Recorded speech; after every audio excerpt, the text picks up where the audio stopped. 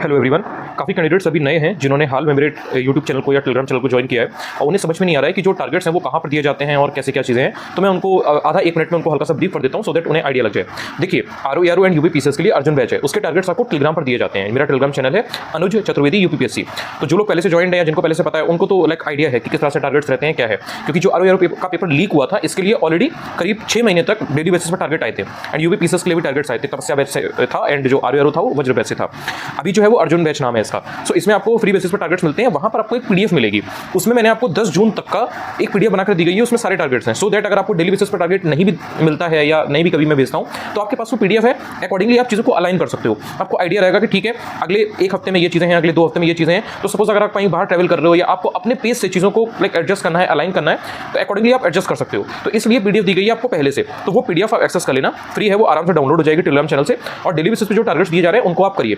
आज से यानी कि 1 अप्रैल से मॉडर्न हिस्ट्री स्टार्ट हो चुकी है। कहाँ से टारगेट्स करने, सबसे जो बेसिक सोर्स है आपका, ये सबसे इजी सोर्स आप कह सकते हो, वो आपका घटना चक्र और ल्यूसेंट है। जैसे जो उसमें टॉपिक्स दिए गए वो आपको घटना चक्र में इजीली मिल जाएंगे, तो आप उनसे करिए। अब आपने उनको किया, आपने अगर पहले से उन चीज़ों को पढ़ रखा है 2-3 बार 4 बार, तो आपको बिल्कुल समय नहीं लगेगा। लाइक आप 2-2.5 घंटे में 3 घंटे में उनको कर लोगे। तो एक बार आप ल्यूसेंट को भी देख लो कि ठीक है कोई ऐसे फैक्ट्स तो नहीं है, कोई ऐसी चीज़ तो नहीं है जो आपसे मिस हो गई हो एंड वो एक्चुअली काफी इंपॉर्टेंट है।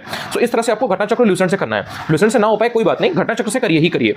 इस तरह से अगर आप करोगे तो जो भी आपका टॉपिक है, जो भी आपकी चीज़ है, वो एटलीस्ट आप 60-70%, 80% तैयार कर लेते हो। क्योंकि देखो घटना चक्र में सारी चीज़ें तो नहीं होंगी, कुछ फैक्ट्स ऐसे होंगे जो आपको स्टैंडर्ड सोर्सेज में ही मिलेंगे या स्टैंडर्ड सोर्सेज में भी नहीं मिलेंगे। कहीं आपको टेस्ट सीरीज में कोई क्वेश्चन मिल जाएगा, वहां पर आपको उससे वो फैक्ट मिल जाएगा। तो बहुत सारी चीजें ऐसी होती हैं जो एक जगह पर नहीं मिलती हैं, तो ये चीज आपको समझनी पड़ेगी। लेकिन अगर आप डेली बेसिस पर टारगेट्स को करते हो तो इससे आप कंसिस्टेंट होते हो, आपकी कंटिन्यूटी बनी रहती है, आप डिसिप्लिन मेंटेन कर पाते हो, डिसिप्लिन हो पाते हो। ये सब चीजें बहुत जरूरी है। आपको पता रहता है, देखो आप 4 दिन 5 दिन जब नहीं करते हो तो आपको एक आपकी रिदम नहीं रहती है। लेकिन जब 10-15 दिन 3 हफ्ते तक आप लगातार इस प्रोसेस को फॉलो करते हो तो आपके अंदर एक सेल्फ कॉन्फिडेंस डेवलप होता है कि हाँ ठीक है, मैं लगातार इतने दिन से ये चीज कर रही थी, मैं लगातार 3 हफ्ते से टारगेट्स को पूरा कर रहा था, भले ही उसमें आप 70-80% कर रहे हो। तो अगर आप 2-3 दिन बीच में आउट ऑफ ट्रैक हो भी जाते हो, डिस्ट्रैक्ट हो भी जाते हो, तो आप वापस आ पाते हो, बिकॉज आपको पता होता है कि आप उस प्रोसेस को फॉलो कर रहे थे, आपका एक टारगेट था, आपके कुछ टास्क थे, उनको आप फॉलो कर रहे थे। तो इस तरह से आपको उन टारगेट्स को अपने अकॉर्डिंग अलाइन कर लेना है एंड करना है। एंड सिर्फ आपको यही नहीं करना है पूरे दिन में, इसके अलावा जैसे थोड़ा बहुत करंट अफेयर्स है, थोड़ा बहुत हिंदी है, या जो भी आपका वीक पोर्शन है, जो भी आपका वीक सेक्शन है, या जो भी आपकी स्ट्रेंथ है, उसको हल्का हल्का करते रहिए साथ में। बीच में संडे को जैसे रेस्ट रहता है, उस दिन सेक्शनल टेस्ट रहता है, अगर आप बीच में टेस्ट किसी दिन दे लेते हैं तो आप उस दिन आराम से रेस्ट कर सकते हैं। उसके अलावा भी 1-2 दिन का बीच में ब्रेक लीजिए। ऐसा नहीं है कि आपको लाइक 7 दिन तक एंड डेली 10 घंटे 12 घंटे ही करना है। डेली बेसिस पर ट्राई करिए कि कम से कम आप 6 घंटे 7 घंटे जरूर पुट करें, बिकॉज आपको मीन्स के लिए भी प्रिपेयर करना है एंड साथ में बीच बीच में एडिक्वेट रेस्ट भी लीजिए। जब आपको लगता है कि नहीं ठीक है आपका बर्नआउट हो रहा है तो लगातार पढ़ने की जरूरत नहीं है, थोड़ा सा रेस्ट लीजिए, उसको आगे पीछे मैनेज कर लीजिए। तो ये सब चीजें लाइक अंडरस्टूड है, इतना आपको पता है। इसके अलावा ध्यान रखिएगा मॉडर्न हिस्ट्री को लेकर के मैं आपको एक चीज और बता देता हूं। जैसे जो मैंने टारगेट्स आज के दिए हुए थे 1 अप्रैल के, उसमें जो 4-5 टॉपिक थे उनमें भी सबसे इंपॉर्टेंट चीज जो होती है जिस तरह से टारगेट्स को पूरा किया जाता है वो ये होती है कि जैसे सपोज आपको यूरोपियन कंपनीज का जो अराइवल है वो देखना है कि यूरोपियन कंपनियों में कौन कौन सी कंपनी है, वो कब आई थी, क्या था, कौन सी इंडस्ट्रीज लगी थी, क्या हुआ था।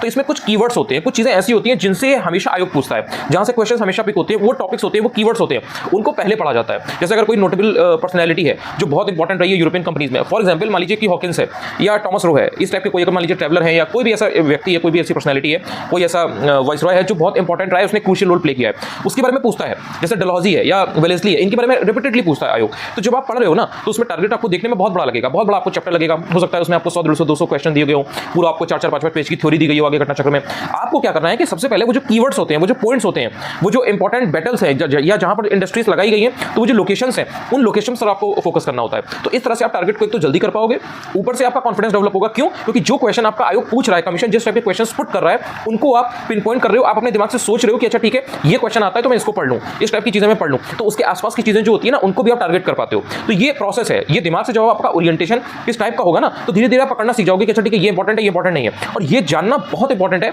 कि क्या पढ़ना है और क्या नहीं पढ़ना है। बिकॉज अगर आप सब पढ़ोगे तो आपको उसके पढ़ने के लिए रिवीजन चाहिए, आपको टाइम चाहिए उतना ही ज्यादा, सिर्फ 4-5 घंटे पढ़ने से नहीं होगा, बिकॉज आप सब पढ़ रहे हो तो कंफ्यूजन बहुत होता है। इसलिए ये एलिमिनेट करना जल्द से जल्द आप सीखो कि क्या इंपॉर्टेंट है, क्या इंपॉर्टेंट नहीं है। और जैसे ही आपने ये एलिमिनेट कर लिया कि क्या इंपॉर्टेंट नहीं है तो आप उसको हटा देते हो। तो जो इंपॉर्टेंट होता है उसको आप फिल्टर कर लेते हो और आपने उसको 2-3 बार 4 बार पढ़ा, 2-3 बार 4 बार पढ़ने के बाद ही आपको नोट्स बनाने हैं। बहुत से लोग होते हैं वो गलती करते हैं कि वो फर्स्ट रीडिंग में या सेकंड रीडिंग में नोट्स बनाने लगते हैं, देन वो कहते हैं कि उनके काफी बल्कि नोट्स हो गए। अगर आप पहली या दूसरी रीडिंग में नोट्स बनाओगे तो आपको हर चीज इंपॉर्टेंट लगेगी, तो फिर आप हर चीज को नोट डाउन करोगे and it will take hell lot of time. तो वो चीज आपको नहीं करनी है, आपको पहले 2-3 बार उस चीज को पढ़ना है, समझना है। देखो जब आप एग्जाम देने जाओगे तो आपके पास सिर्फ ओएमआर में ब्लैक करने के लिए आपके पास काले पेन होंगे, उसके अलावा आपके पास बहुत ज्यादा चीजें नहीं होंगी, कोई नोट्स कुछ नहीं होगा। तो यहां से जितना ज्यादा आप शार्प बन जाओगे ना, जितना ज्यादा आपका क्रिस्टल क्लियर होगी, माइंड से क्लियर हो गया, उतना आपको हेल्प मिलेगी। तो इसलिए जो भी पढ़ो उसको पहले दिमाग में एकदम रिटेन करो, समझने वाली चीज़ है तो उसको अच्छे से समझो, उसको लिंक करो, जो डॉट्स हैं उनको कनेक्ट करो, अगर रटने वाली चीज़ है तो उसको ढंग से रट लो, और कॉन्शियस रट्टा मारना चाहिए। कॉन्शियस रट्टा का मतलब ये होता है कि जब आप रट भी रहे हो ना तो आपके आठ नाक कान एकदम कॉन्शियस हो, आपको पता हो कि हाँ ठीक है, अच्छा इसका ये है, इसका ये है, यहाँ पे इतने इस साल ये चीज़ हुई थी, यहाँ पर इस तरफ ये इंडस्ट्री लगी थी, यहाँ पर इन्होंने ये लगाई थी, डच ने इस टाइम पे लगाई थी, अंग्रेजों ने इस टाइम पे लगाई थी, देन जो फ्रेंच आए थे उन्होंने इस टाइम पे लगाई थी। तो अगर आप रट भी रहे हो ना तो जो डेटा है, ईयर है, जो भी ऐसी चीज़ें हैं, जो डेटा पॉइंट्स हैं, उनको आप किसी न किसी चीज़ से लिंक कर लो, तो आपका रट्टा भी वो ऐसा प्लेन रट्टा नहीं होगा जो आप बहुत ईजिली भूल जाओगे, वो आप थोड़ा लंबे समय तक याद कर पाओगे। तो ये कुछ ऐसी चीज़ें हैं जो आपको हेल्प करती हैं। मैं कल आपको एक वीडियो बना के दूंगा, उसमें मैं आपको 2-3 दिन के जो टारगेट्स होंगे उनके इंपॉर्टेंट कीवर्ड्स जो होंगे, जो इंपॉर्टेंट चीज़ें होंगी जहाँ से क्वेश्चन पूछता है और कैसे उनको पिन पॉइंट करना है, उनको मैं और समझा दूंगा एग्जाम्पल देकर के। तो वो टारगेट्स आपके मॉडर्न हिस्ट्री के और ईजी हो जाएंगे, लेकिन आपको पढ़ते लगातार रहना है, जितना कर पाए उतना करिए, लेकिन करिए। Thank you so much.